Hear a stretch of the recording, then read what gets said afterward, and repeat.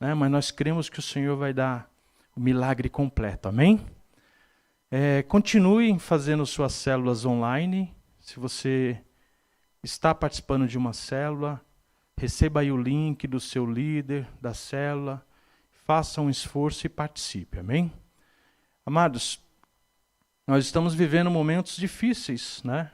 Mas nada se compara ao que o Senhor tem preparado para nós na eternidade. Então que você possa, neste momento difícil, ser luz na vida da sua família. Faça uma célula familiar, amém? Seja ousado, de repente você está aguardando o seu pai, a sua mãe fazer, mas você, jovem, é usado pelo Senhor, então convide os seus pais para participar de uma célula, traga uma mensagem ali para eles, amém? Eu gostaria de convidar o pastor José Carlos e vamos orar pela vida dele.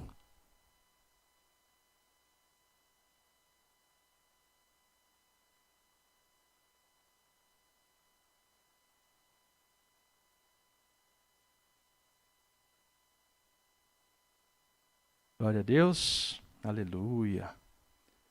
Estenda as suas mãos, vamos orar pela vida do nosso pastor.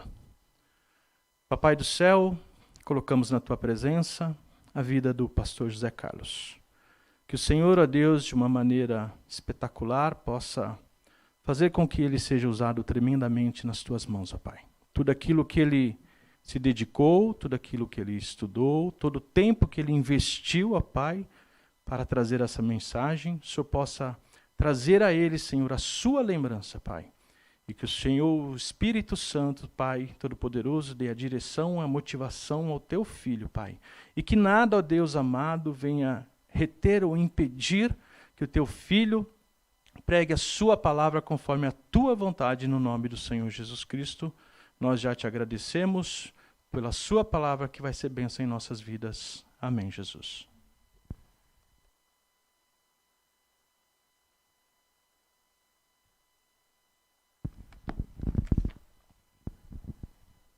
Amém, glória a Deus. Você está bem? Está tudo em paz? Faz assim para mim porque eu não vejo vocês. Ok. Deixa eu só me ajeitar aqui.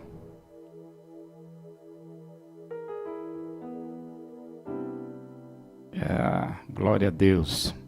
Enquanto você está com a sua Bíblia aí, não sei se hoje o pessoal vai conseguir colocar texto. Então, enquanto isso você vai abrindo a sua Bíblia aí, ou então espere eles colocar um texto aí, em Tito capítulo 2, de verso 11 a 14, enquanto você está achando aí na sua Bíblia, eu quero fazer algumas considerações, né, para os tempos que nós estamos vivendo.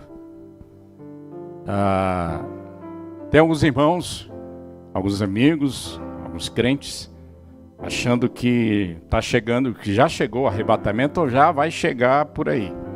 Então, eu quero dizer para você que ainda falta muito tempo. No meu pensamento escatológico, ainda vamos passar pela grande tribulação. Tem alguns crentes que não querem passar, mas eu quero passar, porque vai ser uma oportunidade aí da igreja pregar muito o evangelho. Ainda não chegou, ainda vai ter algumas fases para ter o arrebatamento, tá bom, irmãos? Esse tempo é um tempo de orar, é um tempo de jejuar, é um tempo de ler a palavra e é um tempo de pregar a palavra. Então, se preparem para fazer essas coisas. Então, esteja fazendo essas coisas. É um tempo da igreja manifestar o seu amor às pessoas necessitadas, às pessoas que estão precisando nesse momento. É um tempo da igreja manifestar principalmente a questão da fé. É um tempo de você e eu manifestar e se fundamentar na fé. A igreja é fundamentada nesses dois pilares, no amor e na fé. Mas primeiramente vem a fé.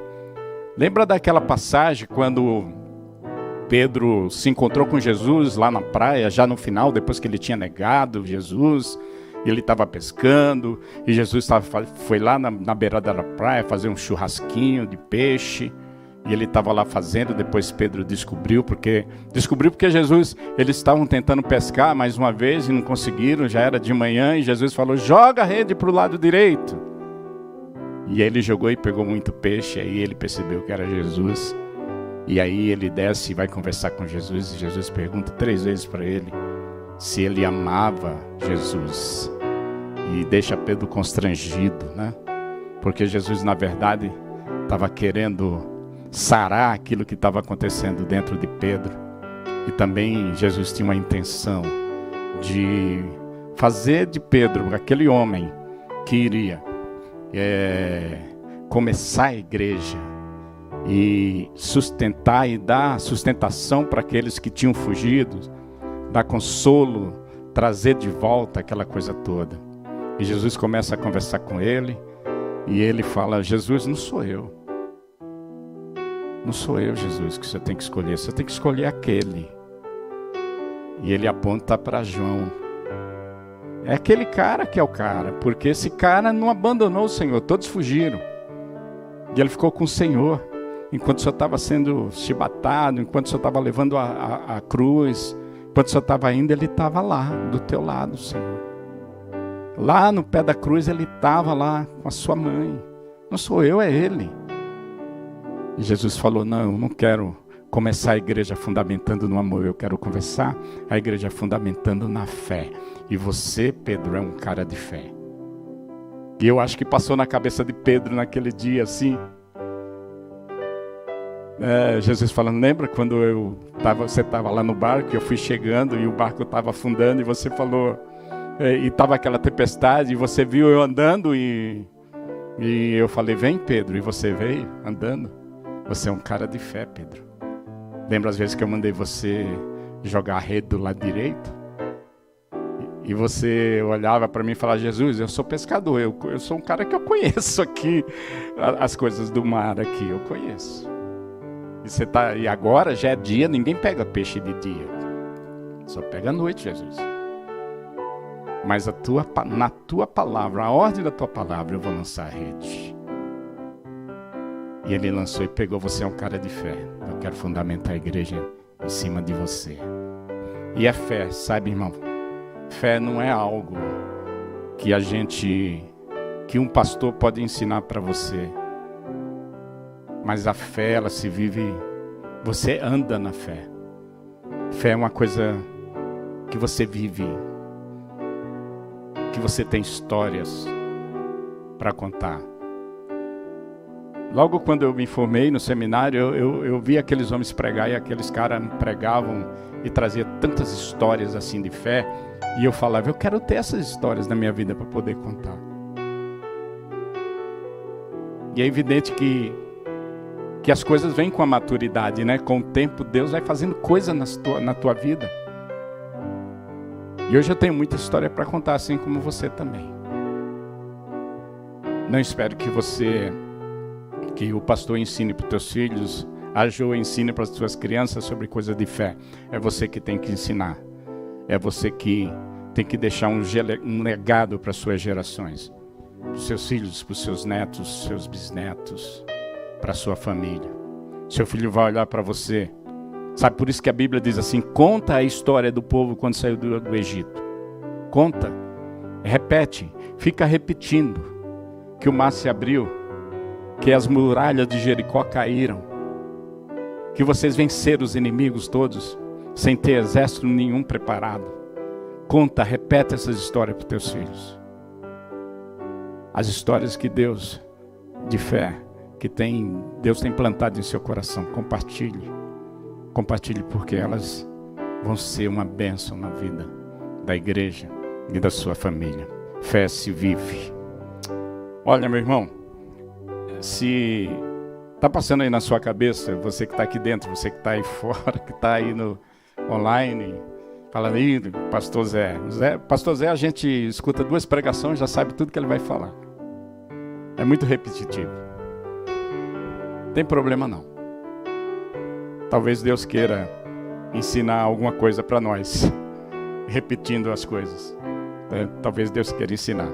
Mas, se você não quer ficar ouvindo coisa repetitiva, tem tem uma pessoa que prega sempre coisa nova. É o Espírito Santo. Vai lá atrás dele, que ele sempre vai trazer coisa nova, porção nova para a sua vida. Sabe, bocado, como diz lá no Nordeste, de coisas novas para a sua vida. Vá atrás dele.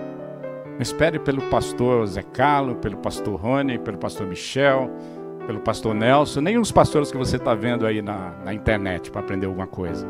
O Espírito Santo foi quem escreveu essa palavra. E ele tem coisas novas para a sua vida, todos os dias. Amém? Muito bem. Eu quero falar sobre... Eu vou começar a pregar agora, tá bom? Eu quero falar sobre a graça e a responsabilidade humana. Hoje é um dia especial, né? Um dia de ceia. E eu quero falar um pouco sobre essa coisa, a graça do Senhor e a nossa responsabilidade com aquilo que Deus está fazendo em nossas vidas, com a graça que Deus liberou dos céus sobre as nossas vidas. Amém? Título, capítulo 2, de verso 11 a 14, na versão da NVI, diz assim: porque a graça de Deus se manifestou, primeiro, salvadora a todos os homens. Diga comigo, salvadora a todos os homens. Repita, salvadora. Ela nos ensina a renunciar à impiedade e às paixões mundanas e a viver de maneira sensata, justa e piedosa nesta era presente. Repita comigo, depois que eu falar. Ela nos ensina a renunciar. Ok. Enquanto aguardamos a bendita esperança, a gloriosa manifestação do nosso grande Deus e Salvador, Jesus Cristo. Repita comigo, enquanto aguardamos. Então, ele se entregou por nós, a fim de nos remir de toda maldade e purificar para si mesmo um povo particularmente seu, dedicado à prática de boas obras. Na NVT, diz assim, pois a graça de Deus foi revelada e a todos traz salvação. Diz assim, somos instruídos a abandonar o estilo de vida ímpio e os prazeres pecaminosos. Neste mundo perverso, devemos viver com sabedoria, justiça e devoção, enquanto aguardamos esperançosamente o dia em que será revelada a glória de nosso grande Deus e Salvador Jesus Cristo. Ele entregou sua vida para nos libertar de todo pecado, para nos purificar e fazer de nós, seu povo, inteiramente dedicado às boas obras. Não precisava nem pregar, né? Só esse texto aqui já fala de uma forma profunda a respeito da graça e fala das três coisas que eu vou estar compartilhando com vocês hoje, os três princípios que estão contidos aqui nesse verso. Bem, a palavra graça você já sabe, já estudou na IBD, já leu, alguém já falou alguma coisa para você, ela vem do grego charis ou charis, que é, na verdade, de uma forma grossa, receber aquilo que eu e você não merece. É o significado da palavra graça. Assim como misericórdia, que vem da palavra grega eleos, é você e eu não receber aquilo que nós merecemos. E também aqui nesse texto aparece a palavra amor, que é a palavra ágape, que é aquele amor incondicional de Deus. É aquele amor que não deixa, por causa do amor de Deus por nós, ele não deixa que eu sofra o castigo. Ele dá uma possibilidade de eu não sofrer. E também nesse texto aparece ira e justiça, que quer dizer receber aquilo que eu mereço. Muito bem. Graça, gente. A gente está vendo por aí, né, muitas pregações e muitas ideologias e pensamentos a respeito da graça, mas a graça, ela não é permissão para pecar. Ela é uma manifestação divina para libertar as pessoas do pecado. E a mesma graça que salva o homem ensina acerca de como ele deve deve ser a sua conduta após a conversão. Ela mesma, essa graça, nos capacita, nos empodera e nos socorre contra toda a tentação. Que joia, né? Esse pensamento aqui foi tirado do livro que eu queria mostrar para vocês, do pastor Luciano Subirá, que é um cara que eu sigo. Esse homem, se vocês quiserem ouvir as pregações dele, é muito boa. Se vocês quiserem ler os livros dele, ele é um homem extremamente bíblico. E eu tirei esse pensamento desse livro aqui, inclusive o esboço que eu vou estar pregando hoje. Luciano Subirá, O Impacto da Santidade. Se você quiser comprar, gente, é muito bom. Estou terminando de ler, tá? Mas não vem pedir emprestado não, vai lá comprar, tá bom? Para ajudar o homem e você ter o seu, que aí você risca do seu jeitão, tá bom? Tá em dó aí? Tá? Tem uma canção que é muito linda. E eu queria cantar ela com você aqui. Talvez você conheça, talvez você nunca cantou. Diz assim, ó. Uma coisa peço ao Senhor, e a buscarei,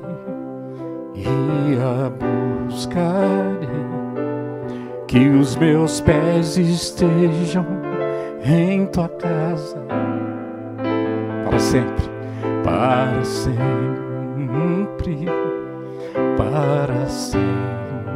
Seu amor me sustenta nas minhas fraquezas,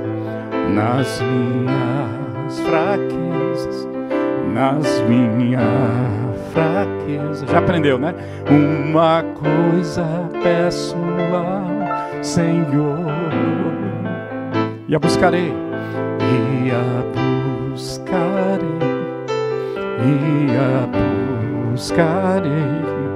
que os meus pés estejam em tua casa, para sempre, para sempre.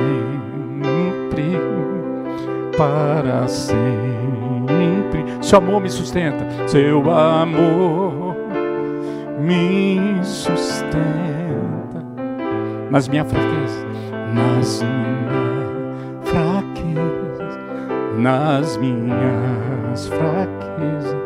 Diga assim agora, ó.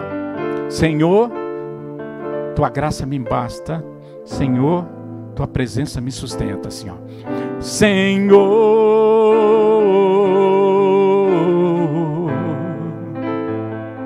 tua graça me basta. Senhor,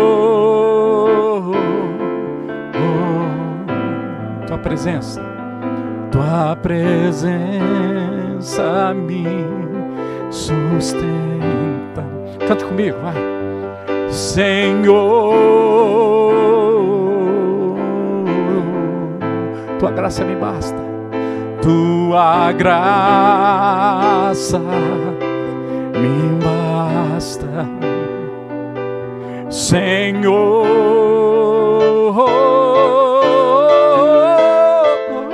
tua presença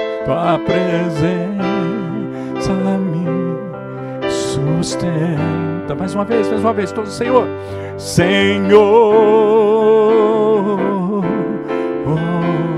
tua graça me basta, tua graça me basta.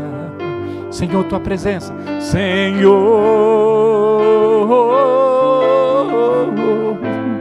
tua presença.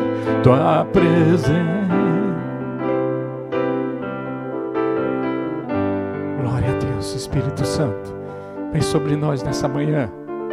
Toma as nossas vidas, Senhor. Toma nossas vidas aqui nesse lugar, Senhor, com a tua presença poderosa e gloriosa.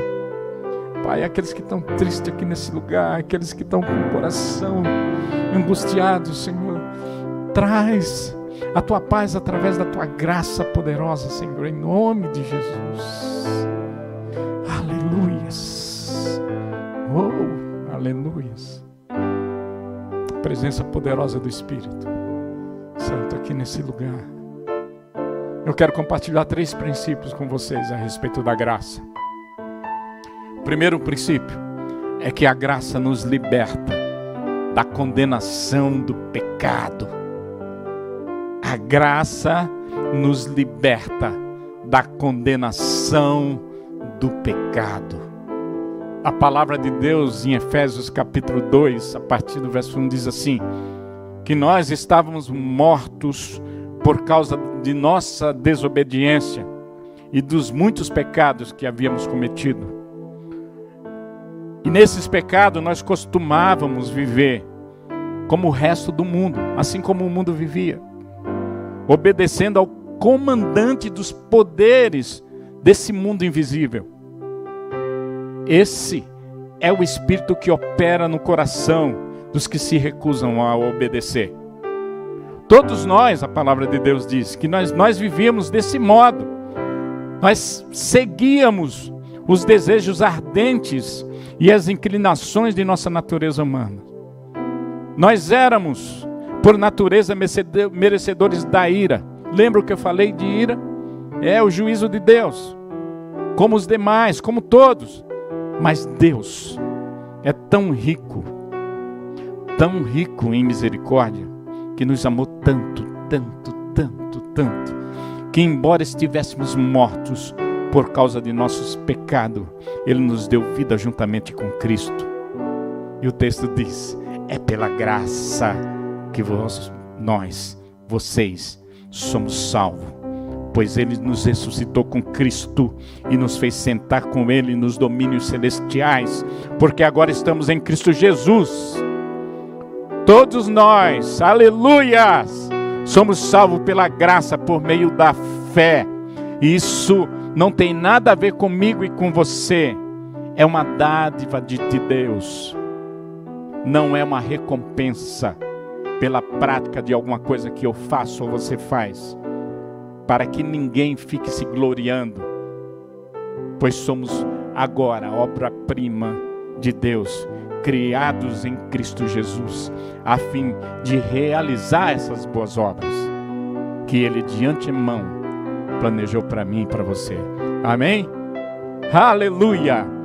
A graça nos liberta da condenação do pecado. A condenação do pecado é que eu tinha que morrer, mas Deus nos livrou de tudo isso. Aleluia! Como é que acontece isso nas nossas vidas, essa salvação? É simples. Talvez você esteja dizendo: o pastor, vai chover no molhado. Eu preciso aceitar essa dádiva de Deus, aceitar esse Jesus como meu Salvador e como meu Senhor. Estou falando para você que está me ouvindo aí. É simples assim. Eu preciso só aceitar Ele como meu Senhor e Salvador. E aí eu estou livre da condenação do pecado. O texto diz que nós lemos anteriormente: a todos traz salvação.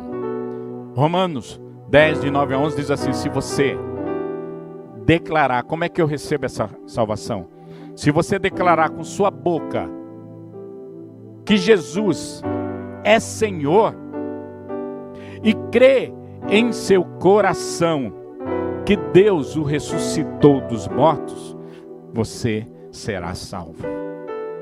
Aleluias! Pois é crendo no coração que você é declarado justo, e é declarando com a boca que você é salvo. É simples assim. E aí você fica livre da condenação do pecado. É a graça. A graça você não precisa fazer nada. Só precisa crer no seu coração e declarar com a boca que Jesus é Senhor e Salvador da sua vida.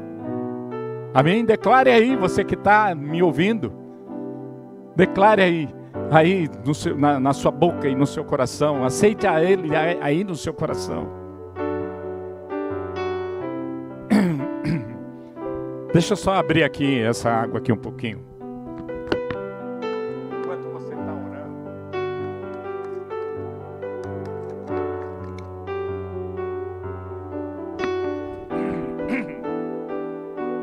Uma pergunta que se faz a respeito disso é: o crente perde a salvação? Eu não vou entrar nessa polêmica aqui, tá bom? Eu só quero dizer o seguinte: não. O crente não perde a salvação. Há uma afirmação e uma pergunta. O crente, irmãos, crente, que é aquele que aceitou Jesus no seu coração e confessou a Jesus com a sua boca, ele não perde a salvação. Porque essa obra da salvação, ela não está condicionada a nenhum esforço meu ou seu. Não é um esforço humano, ela é uma obra de Deus. E essa obra é eterna, imutável e infalível. Ah, mas pastor, nossa, tem hora que, sabe, eu estou tão bem, mas tem hora que a coisa pega e eu dou uma escorregada. Se Jesus vier agora, para onde é que eu vou? Calma, irmão. Já pensou se toda hora que nós desse uma derrapada, aí o anjo lá nos céus? Imagina aqui comigo, o anjo lá no céu. Ixi, o Zé Carlos agora pecou. Aí pega a borracha, vai lá no livro da vida, apaga. Ah, o Zé Carlos foi lá e pediu perdão. Escreve de novo. Ah, apaga. Ia furar o papel. Não é assim, irmão. Não é assim a coisa. Sabe, aquilo que você recebe de Deus, você só precisa permanecer com Ele. Porque você tem o Espírito de Deus agora na tua vida. E Ele vai te dando os toques. Ele vai te levando pelo caminho da santificação.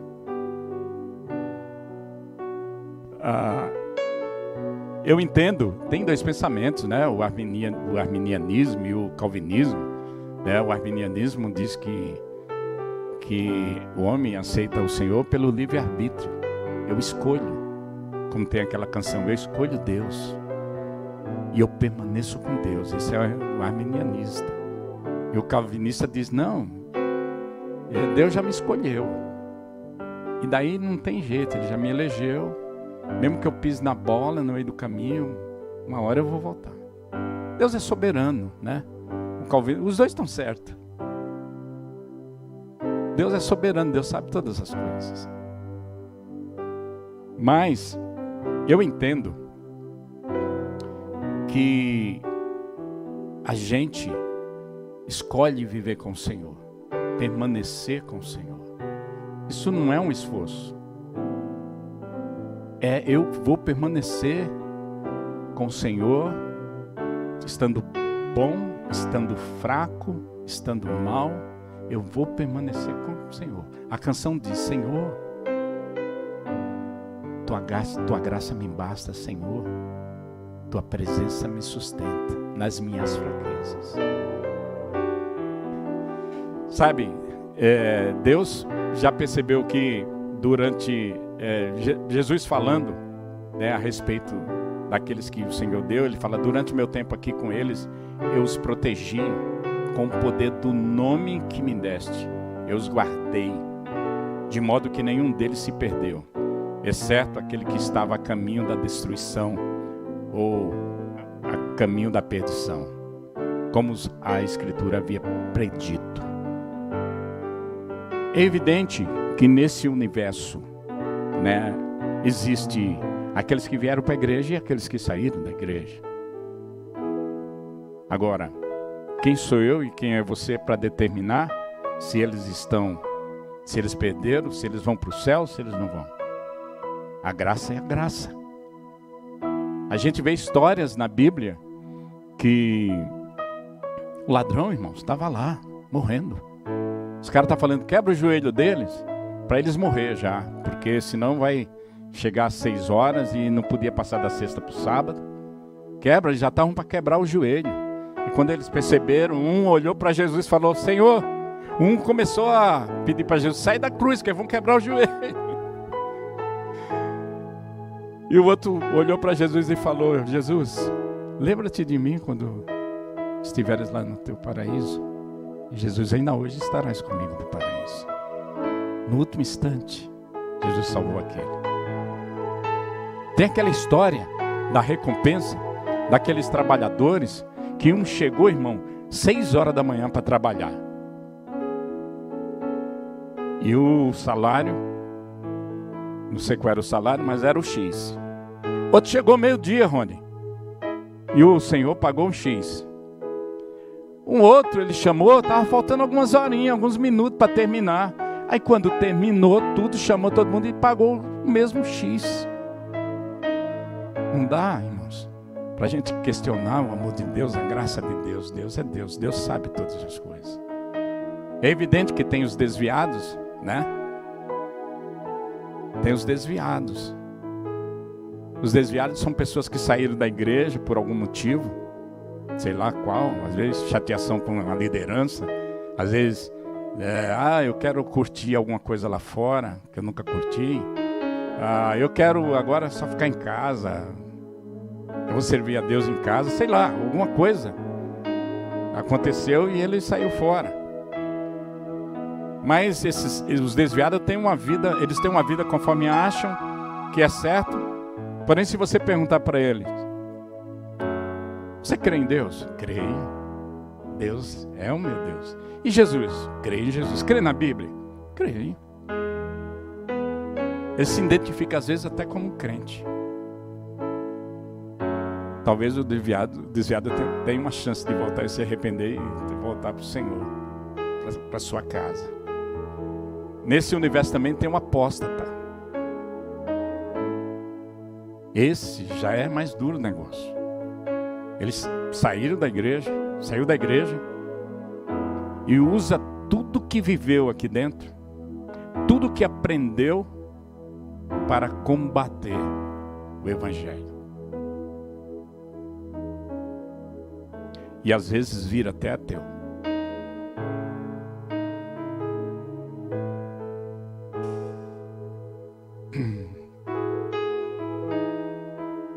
Ou às vezes vai para um outro credo,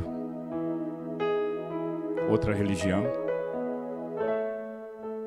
Esse um dia deu o coração para Jesus, mas agora pegou o coração dele e deu para outro. É com Deus.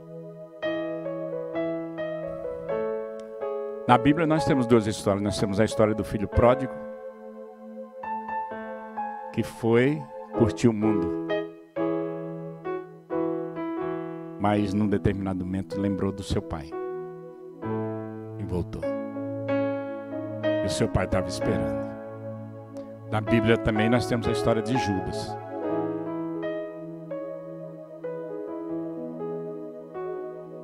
que escolheu trair Jesus e não se arrependeu. Ainda nesse universo nós temos aqueles que estão dentro da igreja, que são os críticos. Critica tudo o que acontece no reino de Deus. E às vezes vem até para a liderança. Pastor, eu quero fazer uma crítica construtiva. E eu sou daqueles que eu aceito crítica construtiva se você construiu alguma coisa. Se você não construiu nada ao longo da sua história, eu não aceito esse tipo de crítica. Porque o pecado começou assim. Um ser que estava lá no céu e começou a criticar e arrebanhou lá 1/3 dos anjos dos céus, porque ele achava que fazia melhor que Deus. Também tem o herege, que está no meio, é como a Bíblia diz, né? O herege é identificado porque ele começa a criar doutrinas que são antibíblicas, e às vezes sai da igreja e forma uma outra igreja lá num outro lugar, com seus pensamentos. Mas a graça tem o poder de libertar da condenação do pecado. Ela pode libertar todos esses. Segundo princípio, a graça nos liberta também. Lá eu falei da condenação do pecado, a graça nos liberta do poder do pecado. Isso é muito vida toda, até conhecer esses princípios. E eu vivia numa luta. Eu comprava os livrinhos, como vencer o pecado. Como vencer o pecado. E os caras davam lá as técnicas. E você tem sempre aquele do calcanhar de Aquiles, né? Que você vai, e aí daqui um pouco você está fazendo. Glória a Deus, hoje eu tenho vitória sobre o meu calcanhar de Aquiles. As minhas fraquezas. Porque a graça nos liberta do poder do pecado. Sabe, a graça, como diz o texto, ela nos ensina a renunciar. Deus, sabe, em sua sabedoria, já percebendo toda a história do Antigo Testamento do homem, que por si só não consegue vencer o pecado, Ele nos empoderou com a graça. Como é que Ele fez isso? Ele colocou em mim e em você o Espírito Santo, não só como um selo, que atesta que você e eu somos salvos, mas com poder para nos ajudar a vencer o pecado. E para que eu e você fosse vitorioso naquilo que tem passado algumas vezes rasteiro em mim e em você. Sabe, a palavra de Deus diz assim: se em vocês, em Romanos, se vocês habitam o Espírito daquele que ressuscitou Jesus dentre os mortos, Ele mesmo que ressuscitou Cristo dentre os mortos, vivificará também o corpo mortal, meu e seu, por meio do seu Espírito, que habita em vocês. Aleluia, gente. Eu tenho essa ferramenta, esse poder. Você já imaginou o poder que ressuscitou Jesus dos mortos? É uma coisa tremenda, não é, gente? O poder, essa palavra poder no grego, é aquela palavrinha que você conhece, dinamite. É muito forte. E esse poder habita em mim e em você. Por isso que a palavra de Deus disse que o que está dentro de mim é mais poderoso do que o que está fora de mim. O Espírito Santo nos vivifica, Ele nos guia, Ele nos ensina como agir. Ele nos faz lembrar de trechos da palavra de Deus. Porque vocês perceberam como é que Jesus venceu a tentação? Não foi dizendo aqui, assim, sai, Satanás, sai daqui. Como é aquela palavrinha que o pessoal fala? A frase. A sessão de massa, vocês vão falar, não vou ouvir. Sabe, mandando Satanás, Jesus não mandou. O diabo vinha e Jesus com palavra nele. O diabo vinha, Jesus com palavra nele. O diabo vinha, Jesus com palavra nele. E daí ele não aguentou, se retirou. Ele nos fortalece, Ele intercede e Ele te consola quando você está triste. Glória a Deus. A palavra de Deus em Hebreus capítulo 4, do verso 14 a 16, tem lá um negócio que chama o trono da graça. Olha, preste atenção nessa passagem, que coisa linda. Diz assim: visto, portanto, que temos um grande sumo sacerdote que entrou no céu, Jesus, o Filho de Deus, apeguemo-nos firmemente àquilo em que cremos.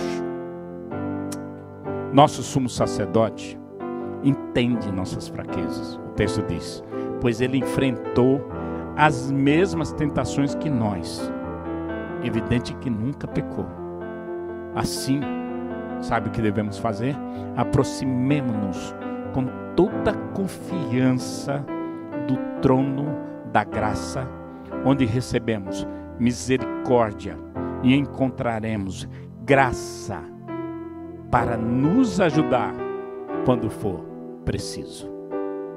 Gente, esse texto é lindo demais. Quando eu li esse texto eu falei, nossa, é joia. Sabe, trono dá aquela ideia de um lugar onde senta um rei, né? E rei, quando senta no trono, ele senta, não é para liberar a graça, é para julgar, é juízo. Mas esse rei aqui tem um outro propósito. Não é julgar, mas oferecer graça. Oferecer graça. E graça aqui é a possibilidade de me libertar. É a possibilidade, é tudo o que você precisa e que eu preciso. Não é para condenar, é oferecer ajuda.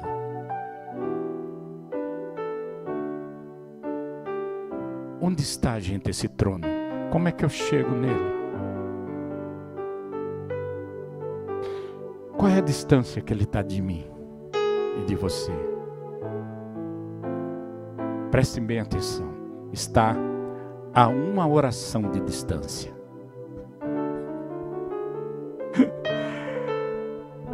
A uma leitura da palavra. A uma interação com o Espírito Santo.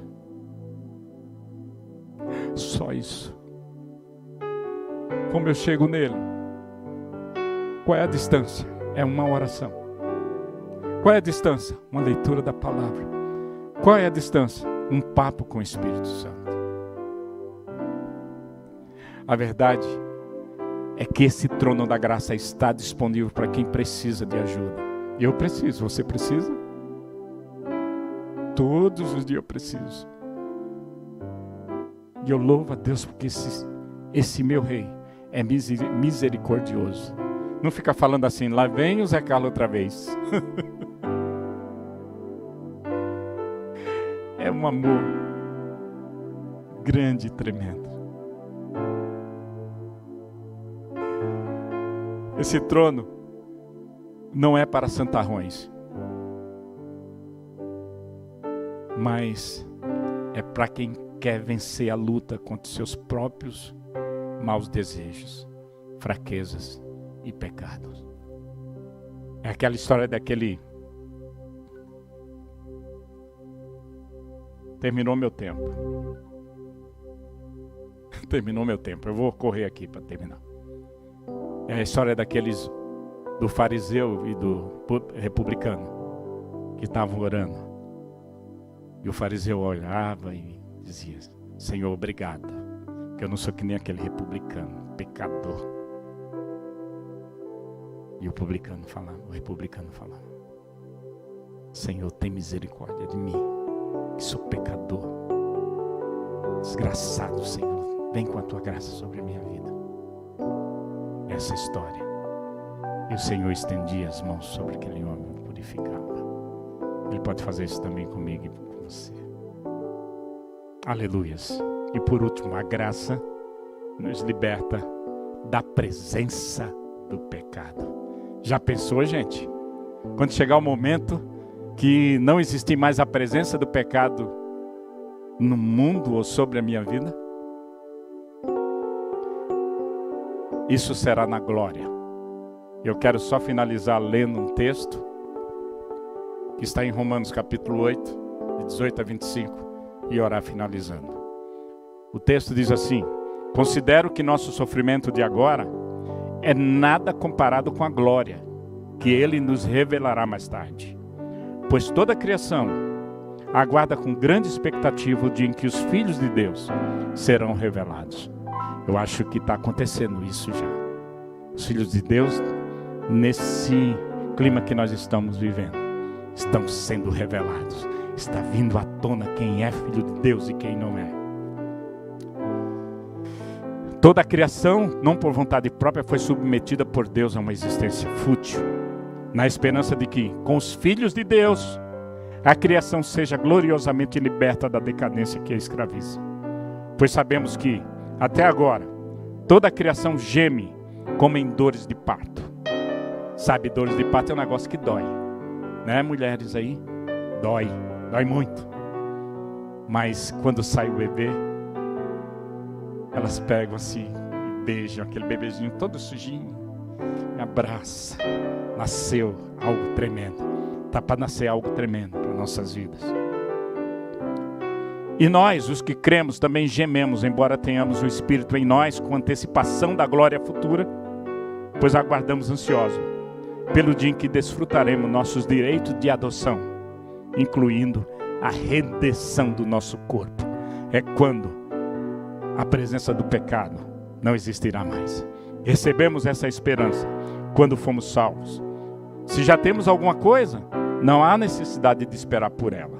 Mas se esperamos por algo que ainda não temos, devemos fazê-lo com paciência e confiança. Amém?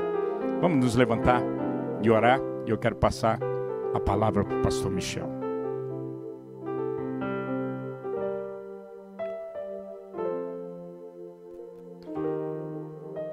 Amados, Deus ministrou no coração de vocês?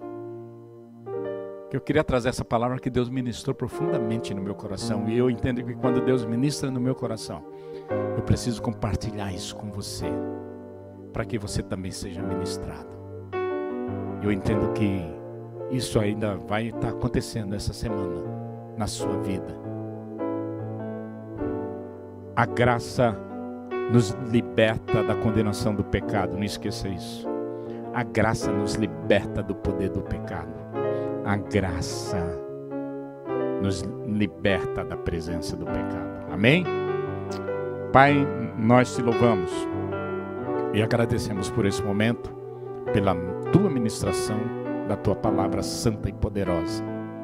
E tu diz que a tua palavra é como uma espada de 2 gumes, que ela possa entrar agora no nosso interior e venha cortando, Senhor, cortando.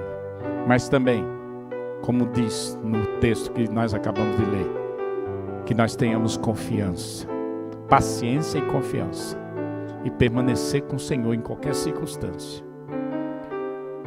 Nunca, Senhor, esquecer que o Senhor é aquele que tem misericórdia, que o Senhor é aquele que traz a resposta, que a tua palavra diz também que o Senhor não manda nada além daquilo que a gente possa suportar. E quando vem, o Senhor também dá a possibilidade, através da tua graça, de sermos vencedores. Que a tua palavra